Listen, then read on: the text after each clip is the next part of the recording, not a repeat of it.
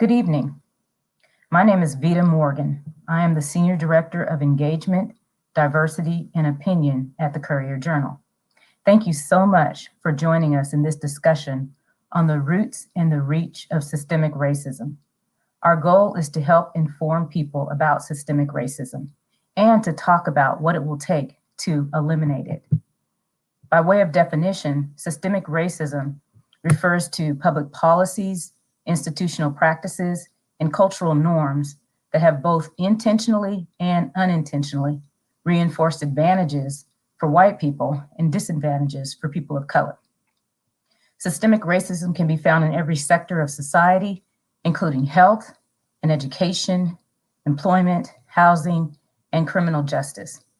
The death of Breonna Taylor, an unarmed Black woman killed by Louisville police in her home nearly a year ago, has brought these issues to the forefront, but they have long existed across our city, our state, and our nation.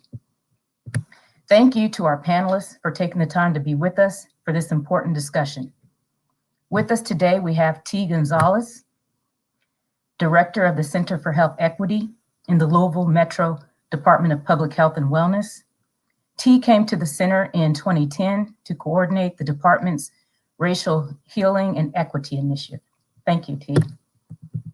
We also have Ricky Jones, professor, political philosopher, and chair of the Pan-African Studies Department at the University of Louisville.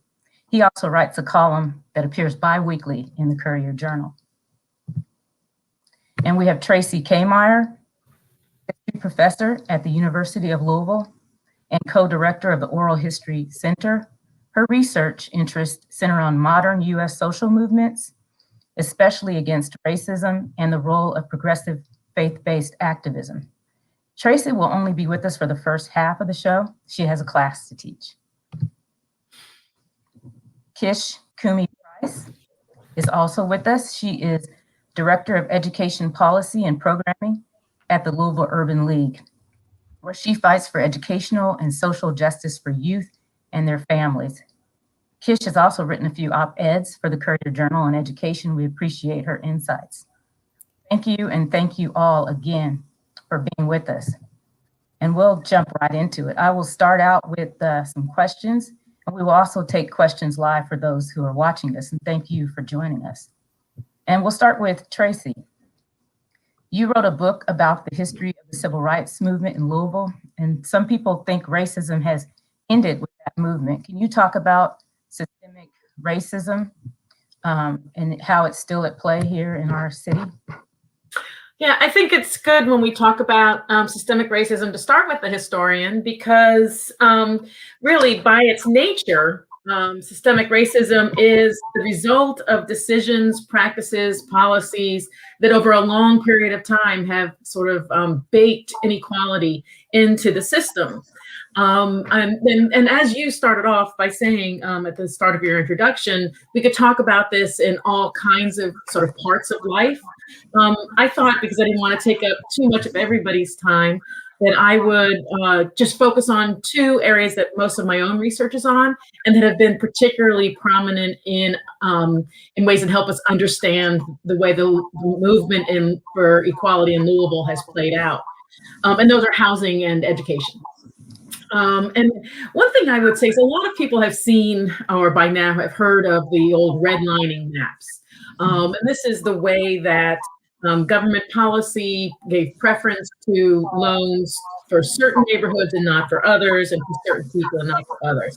And so a lot of people have heard of the redlining map. What's interesting is if you look at a map of the demographics of Louisville today, there's a remarkable overlap with those old 1930s redlining maps.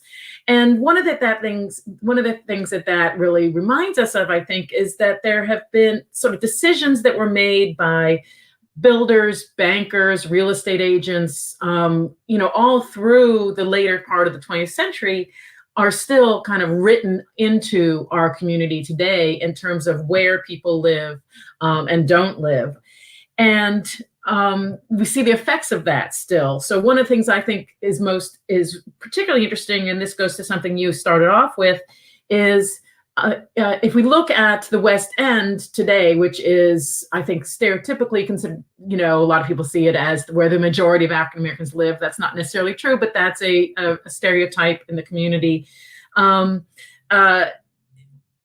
The reason that whites moved out of the West End in the first place was because of the arrival and the expansion of industry there, particularly the chemical industry. And that opened up space that African Americans moved into. Well, we still see that in health impacts today, right? Where a geographer colleague of mine at U of L documented the increased rates of asthma, for example, among children in the West End. We see this disproportion in economic development in the West End, where the same redlining maps that discouraged investment in new building or repairs on private residences, that also affects the investment in commercial establishments. So you can still see today the sort of lingering effects of the relative lack of goods, services, and amenities in the area.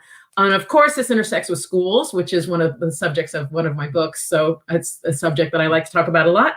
Of course, people say, oh, well, busing took care of, overcame the segregation of residences to integrate the schools, except that even there, you could see built into the system right from the 70s, but certainly even more so in the 80s, a system that was used for busing that was really designed to appeal to white and middle class East End parents and keep them invested in the system by primarily busing Black students out of their neighborhoods or away from their homes.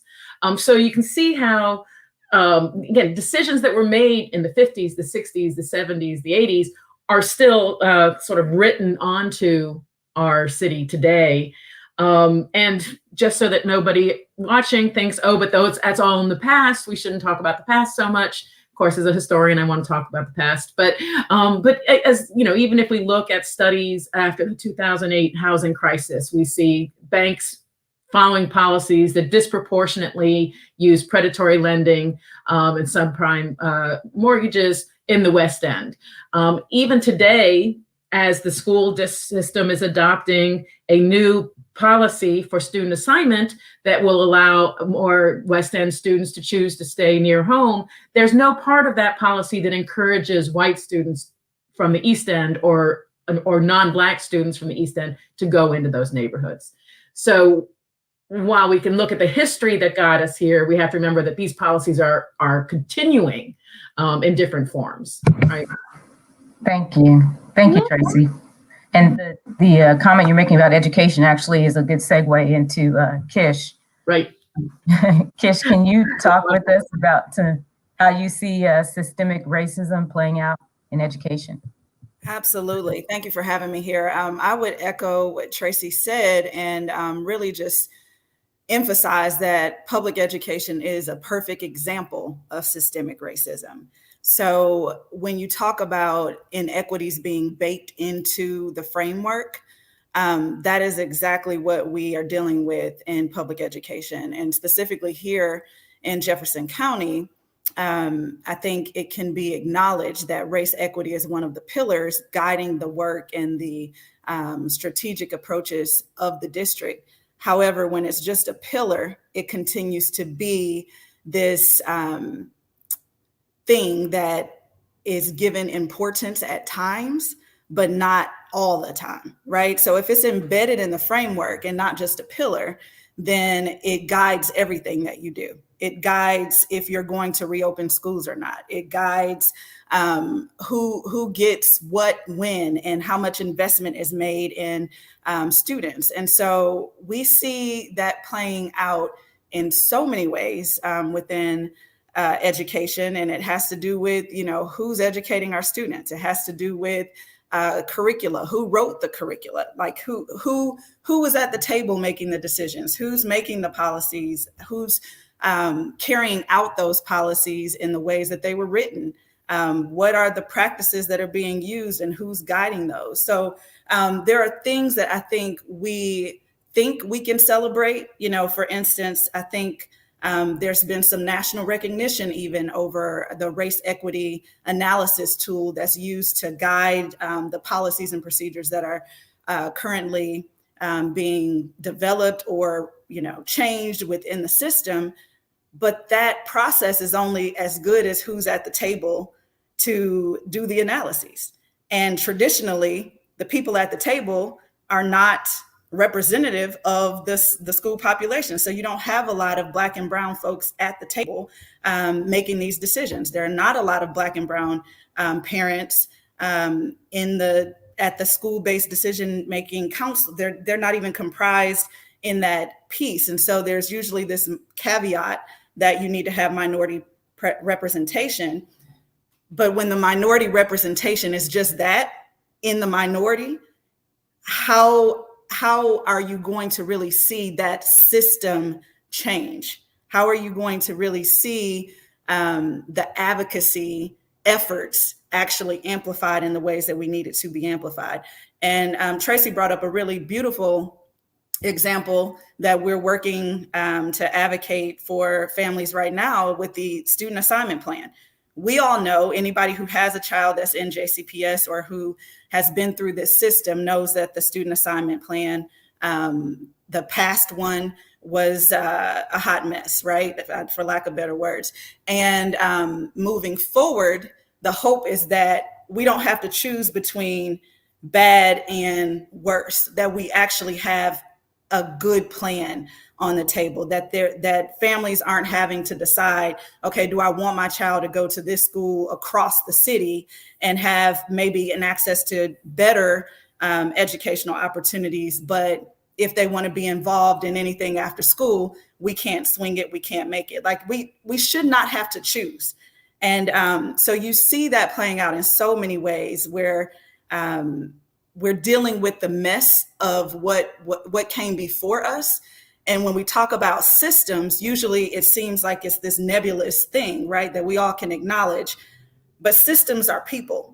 Systems are policies. Systems are procedures. And we have to call that out. We have to call the people out that are making the policies and the procedures and ask who's at the table. And then for those of us who are at the table and representing, we have to ask, are we there and acknowledging that as a privilege to be at the table? Or are we advocating for those tables to be flipped and for those tables to represent who needs to be there?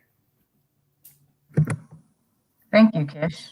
Some good, excellent points raised there that we will definitely get back to. Go to T next. T, in the Center of Health reports, you refer to systemic racism as the roots of a tree affecting health. Can you explain that? Yeah, so one of the ways that we describe how health happens, we're focused on public health, so we want to take a wide lens of like what's happening in our community. So one of the ways that we describe how health happens is to look at a tree. And if you think about a tree, what's most visible to us, a part of the tree that's most visible to us is, what's happening in those leaves and branches, right? So if we take a look at a tree that way, we think of that as like how we see health outcomes, right? So this is, what's happening with asthma per se. Somebody mentioned asthma. So what's happening with asthma? What's happening with heart disease and cancer within our community, right? So these are the outcomes that we can see, the leaves of the tree. But just like a tree, our health, starts in the roots. And for us, we can call these root causes of health. Some people call them social determinants of health. But so if you look in the roots of the tree, that's where you'll find some of the things that have already been mentioned here. So education being a significant root cause of health, right? So what's the quality and your access to education? Housing was mentioned. So not just whether or not you have housing, is that housing affordable, so it's stable for you, but also what's the quality of that housing?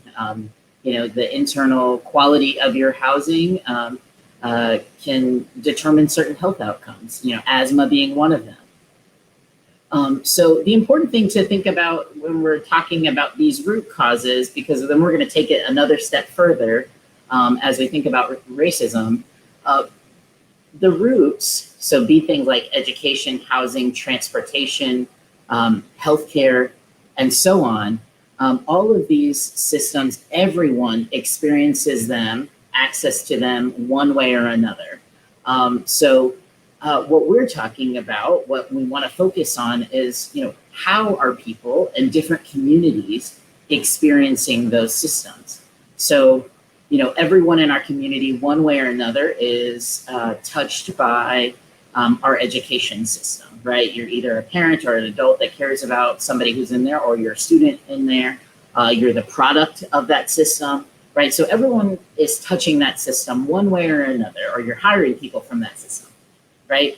But how are you experiencing our education system that we have in this community or in this country, right? Not everybody is having the same experience. And that can go school building by school building, right? Or whatever district you're in. We want to think about how people are experiencing these root causes of health. But then, so part of the answer to that is how people are experiencing is really shaped by the soil, right? So we have the leaves of the tree, then we have these roots, and then we get into the soil. And the soil is actually shaping the overall health of this tree, and really creates what's possible in order to come out of that tree, right? And what are the health of the roots? And this is where we find what we call systems of power, and certainly institutional and systemic racism being a key system of power operating within our society, really shapes how people are experiencing those different root causes of health. So, Dr. K'Meyer at the beginning talked about the history leading to, redlining history, and the way that today, right, it's not just in the past, but today actually impacts, the housing opportunity and quality of housing that people in our community and across this country have. In the soil there, baked into it, like everyone is saying, is shaping this huge factor, root cause, social determinant in our community, housing, and then how you experiencing that, not just in the past, but today, it has really been shaped by systemic racism in this community and across this entire country. Thank you, T. Ricky, you teach and you write and you speak about these issues. You've done so for years. Why is it important to talk about these problems, these issues? Why is it important to teach about it? And what do you hope to accomplish in what you do? I think there are a few things, Vita. One, you teach about it because a lot of people don't think systemic racism exists at all. They feel that America really is the home of the free, land of the brave. We have equal opportunity, and everything is based on, individual effort. So if you fail, it's simply because you did not work hard enough, and there is no institutional engagement. So that's one. Two, Kish brought up an incredible point, a lot of incredible points when you all engage education. I'm an educator, and I think at the heart of this is, what is education about? What is it teaching our children? And what has it taught people who are now adults and they're plugged into the system at various levels? We have to face the fact that we have literally good percentages of generations of people who are lost. They're done. It's over. We're just not going to be able to recover them. That's a sad reality to face. And I resisted it for a long time, but it's real. And so the question is, what are we going to do in educational systems to help as many of our children as possible have the best shot at moving forward? That's at the heart of it. We're releasing a piece, a shameless plug for the Courier Journal. My piece that'll be online tomorrow is about American education and how it's damaged Black students and Black educators. And so if people understand the history of this, as we go back to my colleague Tracy K'Meyer's point at the beginning, people want to tie things up in neat bows. For instance, so you go to 1896, you have Plessy versus Ferguson that establishes separate but equal and Jim Crow in this country. And then folks want to say that in 1954, when Brown versus Board destroys Plessy and schools are integrated, per se at all deliberate speed when segregation in schools is no longer legal, then that's the end of the story. But it's not the end of the story. I mean, we have school systems all over this country that did really, really nasty things. One of the things that they did was they pretty much fired all of the Black teachers for the most part. So they were wiped out of the system. So you had, generations of Black children learning in school systems where curricula didn't speak to them, and had teachers who across lines of race pretty much didn't care about them. And that's still going on to this day. And the article talks about a 2016 Johns Hopkins study that says when evaluating the same Black student, a white teacher will think that student is 30% less likely to attend college and graduate from a four-year college, and 40% less likely to even graduate high school than a Black teacher. We're talking about the same student. So why do I teach these things? I think it's very important that at every level of education, K through 12 and in higher education, one, we have Black students who see themselves represented both in curricula and in the classroom, so that they don't suffer from these inferiority complexes and be written out of history. And two, that our white students understand that they are suffering from a superiority complex because they've been overrepresented educationally. So that's at the heart of what I do, because I think education is one of the factors that sits at the heart of what we see as systemic institutionalized racism. Thank you, Ricky. Thank you. Those are, again, some good points to consider. And we'll get back to some of the solutions. Before Tracy leaves us, I want to ask her one more question. Tracy, as we're looking at we've kind of laid out the problems, as we're looking at solutions, talk to me a little bit about what you see as what we need to be doing next to combat systemic racism. Well, and I think that one of the things that has been sort of clear here is that, because it is embedded in all these different systems, there's not one overall answer, right? I think that, at heart, one of the things that was said earlier was the idea that, yes, it's systems, but it's people too, right?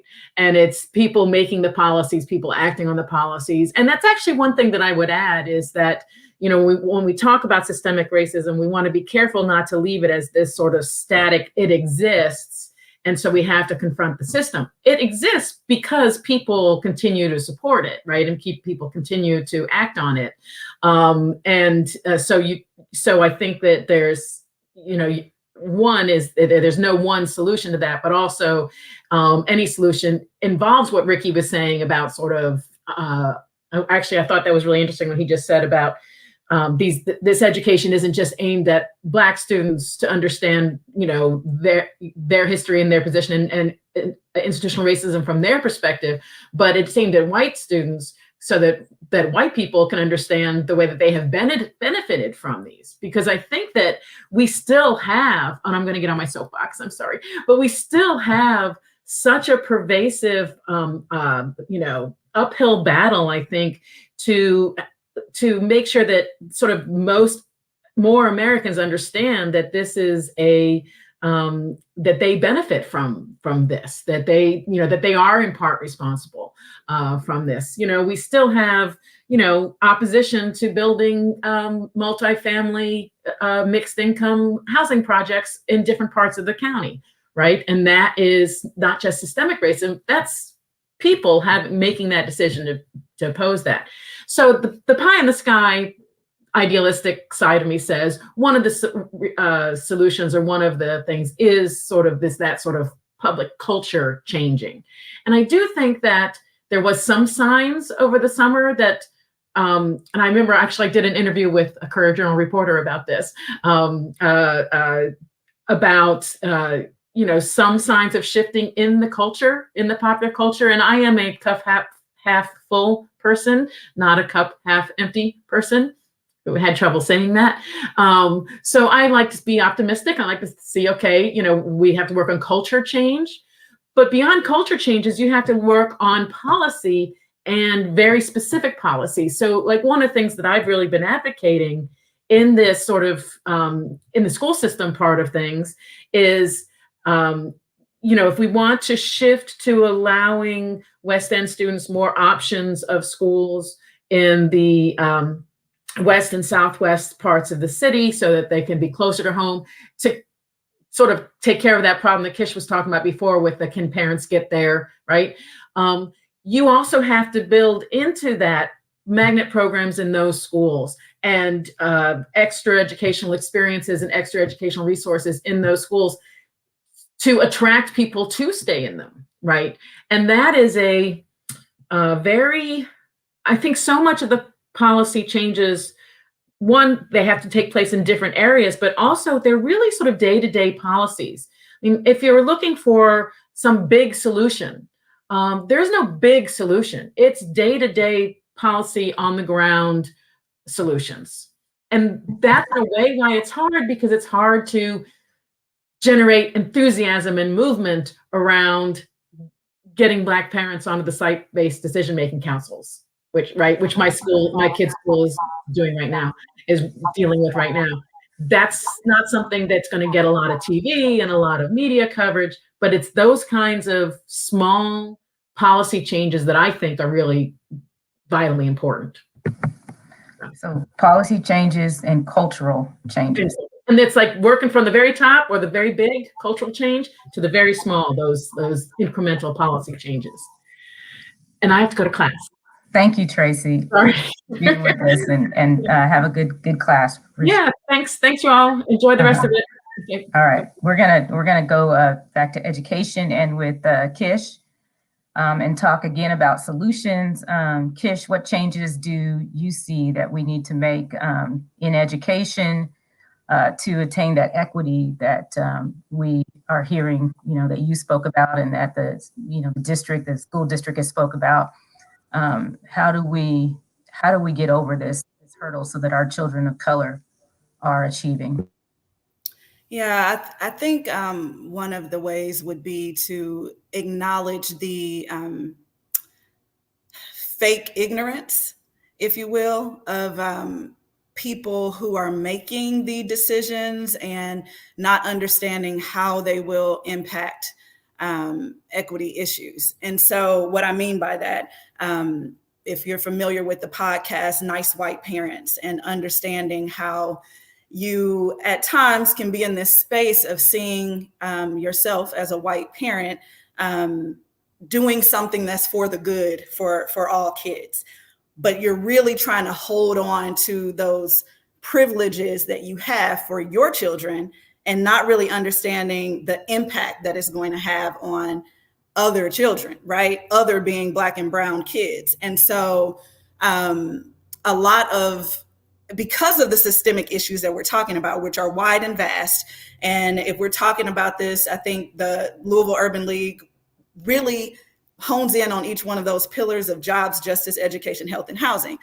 So if you're talking about the parents who are usually able to have the most time to beat down the doors or, call incessantly about a problem. Those are the folks who can afford to do that, right? And that's because of systemic issues, right? That they have that privilege and power. And when I say power, I'm talking money usually, to be able to shift the narrative and how things happen in the public education system. So what we think should be the norm is usually not the norm. So even if we're talking about funding for a particular school, that funding is a bucket that we can all see, but then there are other streams of revenue or income that aren't really talked about, right? So that's how we end up with the private public schools, right? Those are the schools where the families have really invested in the PTA. There's all this extra funding for XYZ. And then you have the schools that are the high need schools that don't have those extra buckets. So when we start talking about equity and the difference between equity and equality, I think everybody kind of glazes over like, yeah, we got it, we get it, we know the difference, until you start talking about reallocating resources. So when you start talking about moving money, then all of a sudden it's, whoa, hold up. And that's where you have the push from the nice white parent syndrome, right? And so that would mean that if we were being serious about addressing these systemic issues, we're not just talking about the injecting, I guess I would say, of funds, more money, like we need more money in the system, right? So we had so many people talking about not wanting to invest in the tax or support the tax rate increase, because why should we give the district more money? They have enough money, right? And that argument is somewhat valid in that you're not looking at what you already have. Have you reallocated the resources the way that you need to? But then to act as if we have what we need, we know we don't. We know that students need so much more. I mean, you can look at any school in this district and recognize that there are needs that have gone unaddressed for so many years. And the majority of those schools that need attention are the schools that are considered our high need schools. So it is an insult to say, why do you need more money? If you have anything of value, you invest in it. So whenever the city or the state or the federal government decides not to invest in education, we have a true problem, right? And that is continuing that narrative of systemic racism and what that really means, because usually when people think public education, they are thinking, well, those are the Black and brown kids or the kids that are low income or what, and then if we have this, because we're talking, and let me give numbers here so people understand what I'm saying, because I'm not saying that's the whole story. I'm just saying that here in Jefferson County, we have 100,000 students approximately within the school district, and 70% are Title I eligible. So 70,000 of the 100,000 students in the district are considered Title I eligible, meaning free and reduced lunch eligible, right? And so when you look at that divide and then you understand that 30,000, most of them are good, because those are the kids of the nice white parents or the privileged Black and brown parents that are saying, well, my child's good. They're getting a good education. And we are, to Dr. Jones' point, at a loss for even understanding what good is anymore, right? Because we've been through this system of indoctrination, of colonization, right? Of thinking that there's the white way. And the closer you get to assimilating to white culture, white curricula, then you're considered an elite student. You're considered to be the one that they're going to ask to speak before everyone on behalf of JCPS students. But that's not equitable education. So we need to invest. That's the bottom line. Okay, so it's money, it's putting more resources, and also you investing in people, because you're talking about also having diversity at the top as well. Absolutely. Okay, thank you, appreciate that. And also just on talking still about solutions, I'd like to move over to T and talk about as it relates to what do you see there, T, as solutions for achieving equity and overcoming this systemic racism? And you talk about this tree, and there's a lot there. I mean, how do we kind of how do we dig that up? Yeah, and there's so much good that has been said, and I really appreciate what everyone else has said. Dr. K'Meyer Jones, is a giant in the field of public health, the field that I'm in. And she really describes, racism, systemic racism as, the way that our society is structured that unfairly concentrates disadvantage for some, and therefore also unfairly concentrates advantage for others. So part of what happens, and I think is, kind of been alluded to by everyone else, is that I think the solutions are before us. There are some people in our community and across the country who are already experiencing what the solutions are, right? They have quality housing. They have access to quality education and the resources it takes in order to progress through that quality education, right? They have safe working environments that pay them good wages and protect them while they're on the job. So a lot of these solutions, there are already people in our community and broadly who are already experiencing them. So the solutions are not actually a mystery. They're hidden in plain sight, right? I think from a public health perspective, like specifically thinking about some health solutions, one of the things that's been has been previously, but through anytime we have a flu season or we had a Hep A outbreak a couple of years ago here in our community, but especially considering over this past year as we're in this pandemic, one of the policies that I think is important for us as a community to consider is about ensuring paid sick leave for workers. There are about 30 cities or so across the community who have taken this on.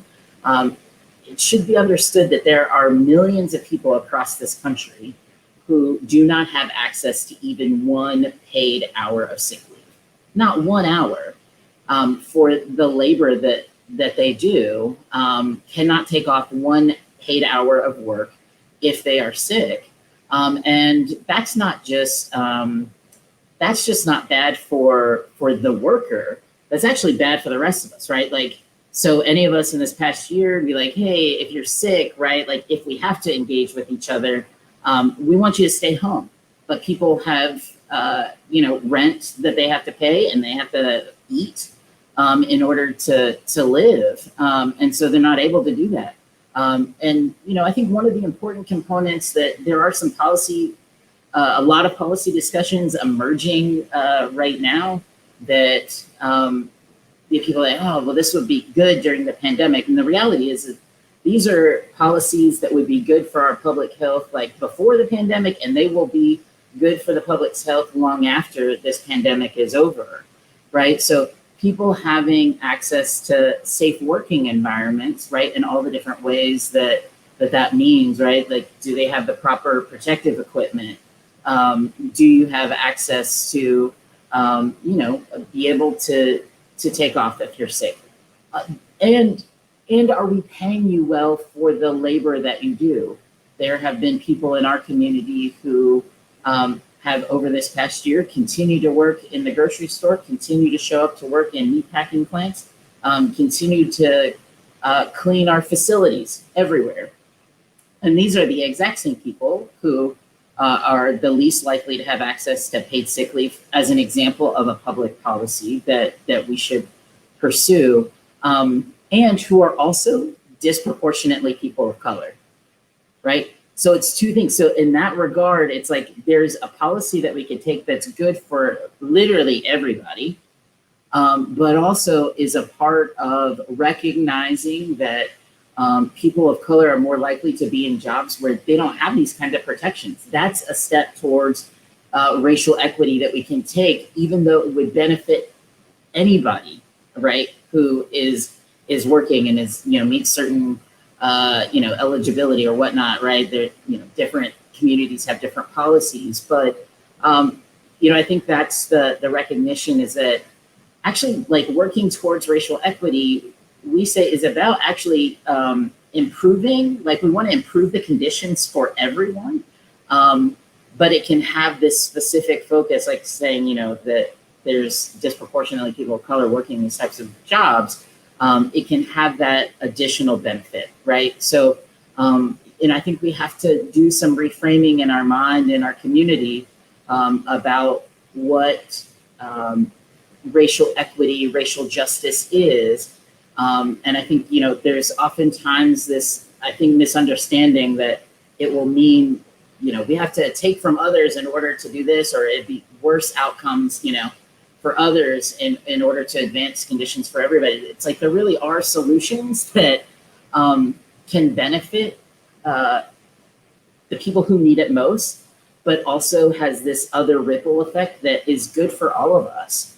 And I think that's one of the challenges that we have in order to be able to move some of these policy and budgetary decisions, like Kish was saying. It's like, if we really want to have the community that we want, where everybody can thrive, we're going to have to make some different decisions than we have been making. Are there places that are getting it right when it comes to these issues? Well, what I will say is there's no place in the United States or anywhere in the world that has totally figured this out, right? I do think that there are communities and city governments who are taking on having racial equity strategies, right? And holding government institutions accountable, but then also other public institutions. We're talking about JCPS, right? And so it's not. I will say that this type of work inside institutions is not flashy. It is. I think probably what Dr. K'Meyer and what Kish were kind of said. It's literally every day looking at decision points every single day and making that commitment that, like Kish was saying at the beginning, it's not just one of the pillars, but it's really in the framework or the foundation of how you're operating. So I think for a long time, Seattle city government has had their race and social justice initiative, and other cities are taking that on as well. I was just having a discussion today about the work that Austin, Texas is doing. So there really there's nobody that's perfect. That doesn't exist with this type of work. But I think it's that day-to-day, every single day commitment and making these investments in the resources and budget, and then also that complementing that with these policy decisions, which really can change the reality for people's day-to-day lives. Thank you. Appreciate that. Question then, turning to Ricky. Ricky, if this community then is serious, I guess, and that's an if, about ending systemic racism, what does it need to do? Be clear about what we're talking about. Be clear about the arguments and be clear about framing it. I personally think, Vita, that this session that we're having ostensibly is really about education as a tool to address systemic racism and inequality. It quite often comes back to education. I don't think people understand how much it comes back to education, because what education does is it gives people the opportunities to have more choices in their lives. That's really what it's about in a capitalist society. If you earn an associate's degree, you're gonna make. If you just make it pragmatically about capital, about money. If you earn an associate's degree, research shows you're going to earn more money than you will if you have a high school diploma. Bachelor's degree more than an associate's degree. Master's more than a bachelor's. Doctorate, more than a master's. The more education you have, the better off you are. Period. But what's so nasty about the generational effects of American institutional racism is people are stunted at every level. So when Tracy was talking about, the struggles in getting Black parents to get together with community decision-based teams at schools, largely because they haven't had access to the education that's given them the flexibility to get to those meetings, right? Just like Kish said, most people who have their children in these schools, they are out working 1, 2, sometimes 3 jobs at a time just to make ends meet. So there's a class dimension to it, right? I want to circle back to a question you asked too about how we can address this. And I want to say this too, and this pisses a lot of people off when folks say, well, college isn't for everybody. If you're taking that stand, all right, I can't help you. I really don't know what it is that you and your children are going to do or what you want for your children. And I'm a kid who grew up in the housing projects of Atlanta, and my grandmother never went to school, who raised me. And she always told me, I don't know what you can do with an education, but I know what you can't do without one. So nobody should ever say college isn't for everybody, because your kids are going to serve. All right. That's really the raw of it. So people are talking about this, are talking about sending their children to trade schools, while elite whites in this country are literally going to jail and prison trying to get their children into certain universities because they know it's going to give them a leg up. What can we do to fix it? The first thing that every school system in this country should do, K through 12 and in higher ed, is totally rebuild their curricula, because their curricula are totally based on European-centered ideas that wipe everybody else off the table for consideration, from social studies, to history, to everything. They wipe everybody else off the table. Those curricula need to be scrapped and rebuilt from ground up so that every group of people are legitimately represented, so children see themselves in the curriculum. That's one. Two, and this is simple. If studies show that Black children specifically perform better, have higher expectations from Black teachers, why wouldn't you hire more Black teachers? When you understand the history of what American education has done to Black K through 12 teachers and Black professors at the higher ed level, why wouldn't you have targeted nationwide initiatives to bring in more Black teachers? Until you do that, you got problems. So you need more Black administrators, and not the ones who've been shot through the system and no longer remember that they're Black and that there's a real institutional problem, but people who actually have their fingers on the pulse of their communities.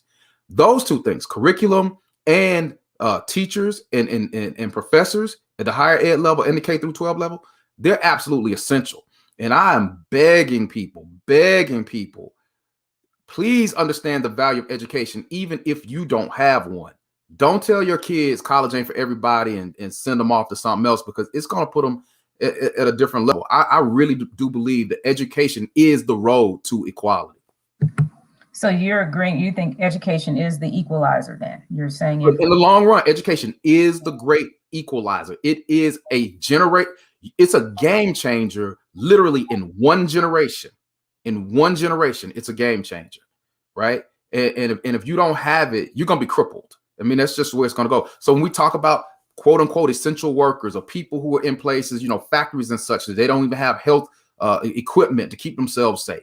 People who are working drudgerous hours that are beating down their bodies, beating down their minds, they're dying early.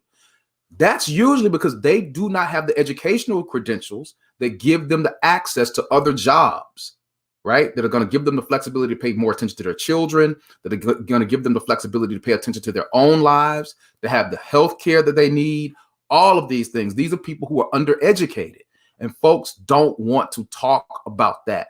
And we have people of color who are disproportionately undereducated in this country, Black people in particular.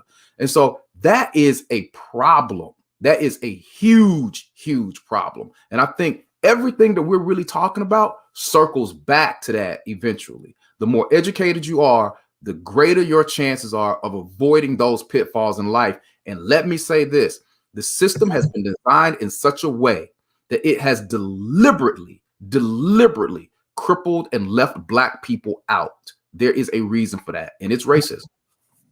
Can you talk a little bit more about that?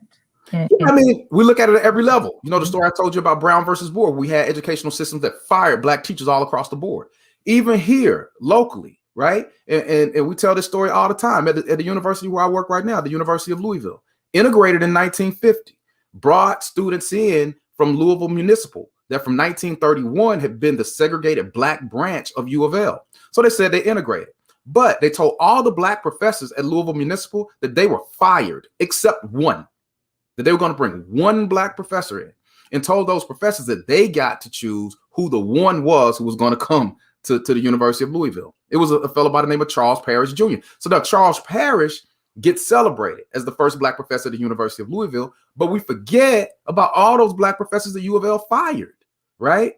And we still have a paltry number of Black professors at the University of Louisville in 2021. So some of this stuff isn't that complicated. And I tell my colleagues at U of L all the time, if you really, really, really want to be anti-racist, if you really want to have representation that is going to change the face of the university, you need to hire more Black professors, because you've never, ever done it since this school integrated in 1950. Okay, those are real world examples. So we still have, Vita, the white supremacy at work, right? And I tell people all the time, what white supremacy is white people's idea that they have the right, some type of monopoly on thinking, knowing, and deciding. So whenever problems like this are presented, even if Black people, educated, skilled Black people like Kish, myself, and others are saying, look, this is the problem. White people still feel like they got the right to tell you, well, nah, we can tell you more about racism than you can. You can tell us. And so we know what's best in solving these problems if they really want to solve it. That's white supremacy. We see it all the time. All right, let's bring Kish into this conversation as well, since we're talking about education, and I feel like you're burning over there wanting to comment in, but do you want to talk a little bit about it? Is the answer there in education? Some of our research has shown that even folks, African-American people who have, the same degree as a white person are still making less money. Kish, what do you get in this conversation? Absolutely. I echo everything that Dr. Jones just said. I feel like we're in a space where we have to come to terms with what's the reality here, right? So when we talk about the need to have more Black educators, at every turn, there's a barrier. So even when you start with the recruitment, and I know U of L has a program that I actually was a part of, the Minority Teacher Recruitment Project, and turned into an initiative. But that initiative was to recruit more Black educators. Well, when those educators then enter into the system and their ability or desire to be able to move to the next phase of candidacy is determined by a group of white women who can then say, well, you didn't seem like you had enough zeal. And it seems that's what we're talking about. That's systemic racism. Because at every turn, even when you think you can celebrate a win, yes, we have this program. Now we're going to be able to recruit and bring more Black educators in and get them through the system and then on to being great educators. You get that roadblock. Then you have the praxis, which is the test that educators have to take in order to be certified and move on to actually be an educator. And we know that standardized tests, and specifically this one, is not a great indicator of you being an elite teacher, right? So why do we even have that in place as another barrier, right? Then when they get into the system, let's say they jump through all the hurdles and they made it. Now they're in the system. You have the teachers union, which has decided that you have to be seniored in order to transfer to a particular school. So you get your assignment and maybe it's not the best assignment for you because of locale or whatever, and you want to go to another school. You can put your name on that list, but you're probably not going to be even considered because you're not seniored, i.e., more than likely white, because seniored in this school system usually connotes white.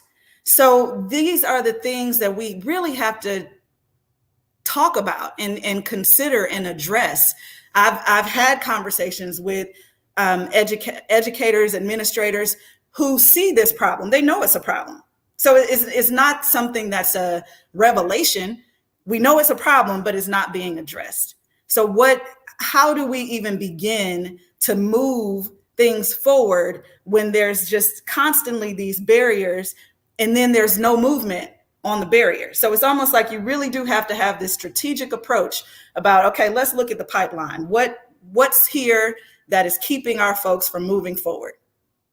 And then, but why should that have to be the work of the Black and brown people who were subjected to this system, right? And it's because really, when you boil it down to it, it's because the people who are impacted the most are going to be the people who care the most.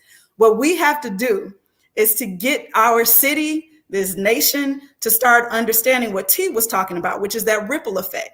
You may think that you don't care, but you need to care.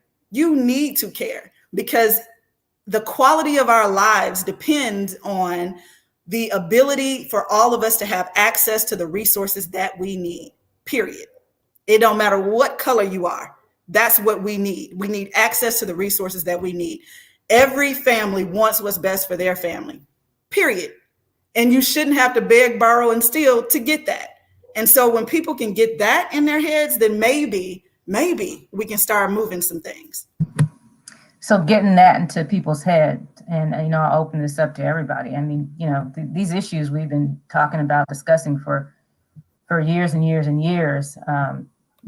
What needs to be done to take those giant steps? I mean, you talked about, even when you talk about education and curriculum, obviously JCPS is looking at its curriculum, and they're trying to hire more Black teachers, and there's some movements that are being made. But what is it? Why are we still struggling here with these same issues over and over again? I don't know, Vita. People can say they're trying to do things. That don't mean they really trying to do things, right? And you talk about your curriculum. Who's really addressing your curriculum? Is there really political will in your organization to change your curriculum, or are you just saying you're addressing curriculum because you need to address your curriculum, but you're not trying to change exactly what you're doing? And I'll say this about Louisville. Louisville better be really, really careful right now. As you start talking about revamping the student assignment plan, people starting to talk about getting rid of busing. Let me tell you this. This city is still pretty much laid out along the same racialized demographic lines in 2021 as it was in 1975 when busing was put into effect to desegregate the schools. So understand the code language. When people talk about neighborhood schools, they're really talking about segregated schools. Now, if you want segregated schools, then that's cool. So, but if you don't want segregated schools and you think there's something that needs to be done about that, you better pay serious attention. Some of the conversations that are going on in this city right now around education, diversity, segregation, desegregation, all of this stuff, they are really, really scary. This city, I think, is in danger of going backwards educationally instead of forward. So, I get really, really leery at this point as I get older when people talk about we are working on changing this, because there is no real historical evidence that quote unquote working on this stuff is actually yielding results. And then they get, lost in the weeds with a lot of these pedantic conversations. And, let's be real. You fired the Black teachers historically. So hire more Black teachers and stop telling me you can't find them. Hear that all the time at every level. We can't find Black people to do this. We can't find Black people to do that. Okay, hire me. I'll find you some Black people. Serious business. Hire Kish. She'll find you some Black people. There's so many people that will find Black people to do the work that you say needs done, while you keep finding mediocre white person after mediocre white person after mediocre white person that keeps dumping these systems, over cliffs. Thank you. We are down to just a few minutes, and this is definitely a stimulating conversation. And I really appreciate you all coming on here and discussing these really important issues. I want to go to T. There are a lot of people out there who want to get involved, who want to help in some way. What would you say to the individual person, who says, well, what can I do to try to make changes in the system? And I'll ask that to each of you, but just starting with T, what would you advise for that person who wants to help? Well, certainly I'm willing to engage, any of our community members who want to. And, you can look at healthequityreport.com and that's find a way to connect with us. But, I think for the type of change that we are needing in our community and across this country, we've talked about a lot of public policy issues, like we need healthy and robust democracy in order to make that happen. And so I would say, there are local changes. Not everything that is needed can be enacted here or, and legislated locally, but there are local pieces of legislation that can help people in our community while we're waiting for political will at the state and federal levels, right? So I think engaging with your elected officials about things like paid sick leave, I think is a place that people can start. It's a tangible ask of what we can do within our community. Other communities have done it. So I think engaging on those, that's something that I care about, but you may care about something else. So engaging with your elected officials about that, we need that robust democracy in order to move forward and to simply have the will to do it. Because the solutions are right there. It's not a secret what the solutions are. It's really about the will to make them happen. Thank you. Kish, what can the average person do? Yeah, I mean, I actually agree with what T is saying, just really being actively engaged in the process, not just letting things go by and not getting accurate information, being informed, and then advocating. So to that point about even the sick leave, I would go a step further in saying that sick leave needs to also address, mental wellness days, right? So you should be able to take a sick day for mental health. Why? Because why does this really matter to all of us? Well, we see how the pandemic has affected us. But when you talk about even the most vulnerable communities that have been impacted on so many other levels that we haven't talked about completely here today, we need to be really concerned about complex trauma.